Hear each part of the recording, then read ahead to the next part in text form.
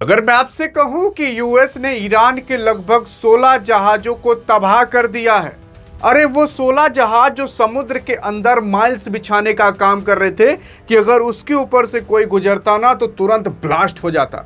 सवाल ये उठता है कि आखिरकार ये माइल्स कैसे बिछाई जाती हैं। सवाल ये उठता है कि समुद्र के अंदर किस तरीके से षड्यंत्र और पूरा का पूरा चक्रव्यूह रच रहा था ईरान। सवाल यह भी उठता है कि आखिरकार क्या अब स्ट्रेट ऑफ हॉर्मुज को कोई पार कर पाएगा, और सवाल यह भी खड़ा होता है कि आखिरकार वहां पर क्या हो रहा था और किस तरीके से हो रहा था। यार देखो, ये अभी जब 10-11 तारीख है ना, इसी 10-11 तारीख 10-11 मार्च की बात है, जब मंगलवार बुधवार था। तो इसी दौरान इजराइल से ये पूरा का पूरा दावा और सबूत पेश किया जाता है कि ईरान जो है उसने लगभग 300 मिसाइलें रातों रात में ही दाग दी है। 300 मिसाइलें। आप सोचते होंगे ना कि आखिरकार ईरान ज्यादातर रात में क्यों मिसाइलें दागता है। यार देखो, रात के दौरान ना जो एक साइकोलॉजिकल दिमाग रूप से खेलना होता है वो ईरान काफी तगड़ा खेलता है, क्योंकि अगर रात में ईरान यहां पर मिसाइलें दागेगा तो सिंपल सी बात है, वहां की जनता बौखला जाएगी और सोचेगी कि यार कहीं हमारे घर पे ना गिर जाए, और कोई सो नहीं पाएगा पूरे इसराइल के अंदर।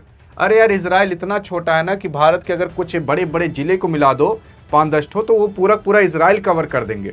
और दूसरी चीज, यहां पर जब रात होती है तो रात के दौरान जो एयर डिफेंस सिस्टम होते हैं ना, उनको भी वर्क करने में थोड़ी दिक्कत होती है, और इसी वजह से ईरान जो है वो मेन मुख्य कारण है, रात को यहां पर मिसाइलें दागा करता है। लेकिन ईरान की मिसाइलें सोच कर देख लीजिए कितनी आधुनिक है कि पहले जो ईरान है वो इराक को पार करता है।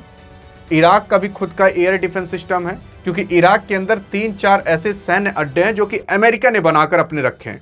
यानी कि सबसे पहले अमेरिका के सैन्य अड्डों को यहां से पार करना पड़ता है, क्योंकि इराक के अंदर अमेरिका के सैन्य अड्डे हैं। फिर उसके बाद इस मिसाइल को पार करना पड़ता है सीरिया या जॉर्डन को, तो इसके भी जो एयर डिफेंस सिस्टम होंगे उसको पार करना पड़ता है। फिर यहां पर इजराइल के अंदर, इजराइल का तो खुद का एयर डोम डिफेंस सिस्टम और अन्य एयर डिफेंस सिस्टम है, प्लस इजराइल के अंदर अमेरिका ने भी खुद अपने एयर डिफेंस सिस्टम बैठा कर रखे हैं। तो वापस से उन मिसाइलों को यहां पर भी कुछ ना कुछ एयर डिफेंस सिस्टम को पार करके जाना पड़ता है।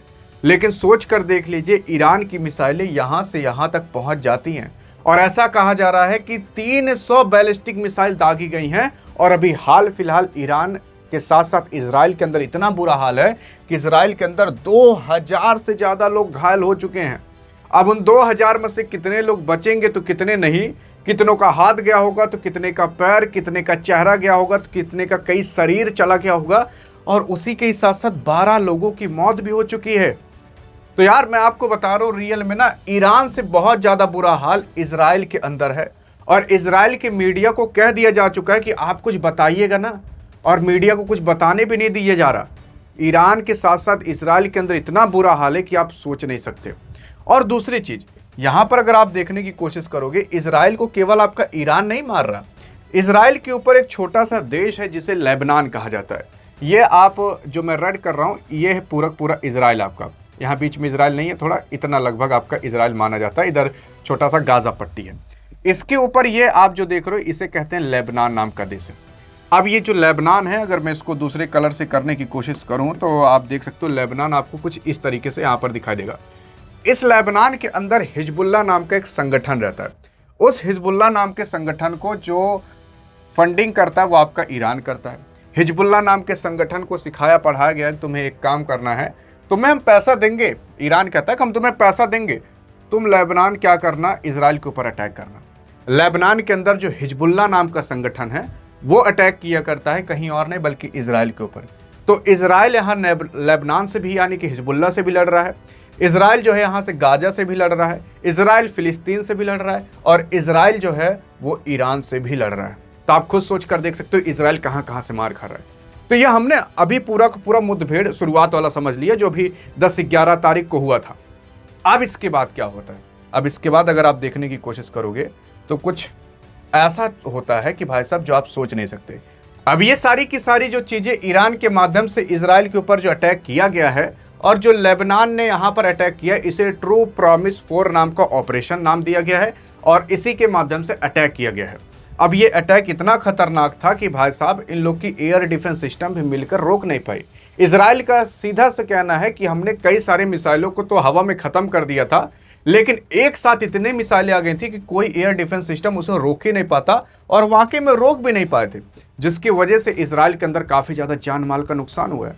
और उसी के साथ साथ जो आपका ईरान था, ईरान भाई साहब, ये जो आप स्ट्रेट ऑफ हॉर्मुज देख रहे हो, ये वाले एरिया के अंदर ईरान भाई साहब माइल्स बिछा रहा था, समुद्र के अंदर माइल्स कुछ इस तरीके से बिछा रहा था। ये एआई जनरेटेड फोटो है, लेकिन इसी तरीके से कुछ बिछाया जाता है। इसका वर्क कुछ इस तरीके से होता है भाई साहब कि ये माइल्स जो रहती है, इसको समुद्र के अंदर डाल दिया जाता है। इसके ऊपर सेंसर्स लगे रहते हैं। ऊपर से अगर कोई भी नाव जाएगी तो ये माइल्स ब्लास्ट हो जाएगा, और ब्लास्ट हो जाएगा तो सिंपल सी बात है, ऊपर जो नाव है वो भी ब्लास्ट हो जाएगी। यानी कि अगर अमेरिका की नौसेना यहाँ से गुजरेगी तो अमेरिका की नौसेना गई।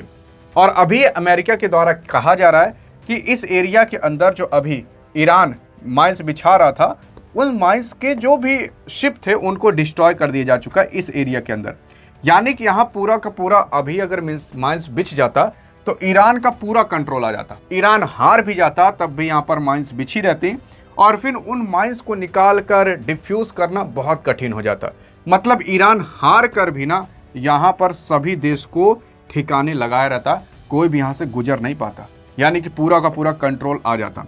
हाल फिलहाल अभी ऐसा कहा जा रहा है ट्रंप के माध्यम से भी कि यूएस की जो फोर्स थी उसने 10 मार्च को जो हॉर्मुज स्ट्रेट है उसके पास ईरान की कई सारी नौ जहाज़ों को ख़त्म कर दिया है, जिसमें लगभग 16 माइन लेयर शामिल थी। यानी कि 16 ऐसी जहाज़ें शामिल थी जो माइंस बिछाने का काम कर रही थी। अरे माइंस आपने अभी तक ज़मीन पर देखा होगा, कैसे पैर रख दो तो ब्लास्ट हो जाती हैं, वैसे समुद्र के अंदर भी बिछाया जाता है। वो बिछाने का काम ईरान कर रहा था, और अगर ईरान कर देता तो भाई साहब इस जंग के अंदर वो एक कदम और आगे चला जाता।